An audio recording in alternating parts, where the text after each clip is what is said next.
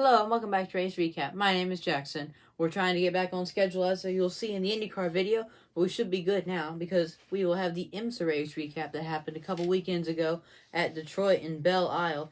And once again, I mentioned it in the IndyCar video. Here's a track description. But this is the last time we'll be at Belle Isle for the IMSA series as well.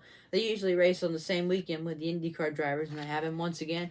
I think they'll be racing once again with them next year, but not in Belle Isle, in the mainland on the streets of Detroit. So there was a 100-minute race. It was one of the shorter ones they have this year, and only two classes were in the field: the DPI cars and then the GTD cars. No GTD Pro and no LMP3 or LMP2 cars. And there was actually, to my knowledge, only one incident in this race. I watched it, I looked at a couple replays, and this was the only thing that happened in the race that had some contact. Of course, there was some beating and banging up front for the lead and DPI, of course.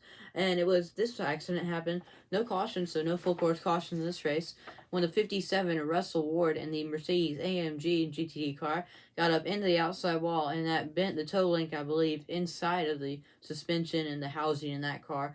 And he just drove off into a little side area and pulled off of the track, ending his day. And as I mentioned, there was some beating and banging up front. Really, for the lead in DPI, it was Sebastian Bourdais and Ringer van der Zande in the 01 Cadillac. They've either had a great race or a bad race all year long. They've either won or they hadn't finished the race at all. Fortunately for this one, they finished the race, and that did mean they won the race. But the battle for second was close between their teammate Alex Lynn in the 02, along with a couple other guys back there in the 60 as well. And in GTD, it was Kyle Kirkwood, the IndyCar driver, came down to race for Vaster Sullivan in the Lexus, and he was partnered up with Ben Barnicott in the number 17, this was, GTD Lexus. So they won that class as well.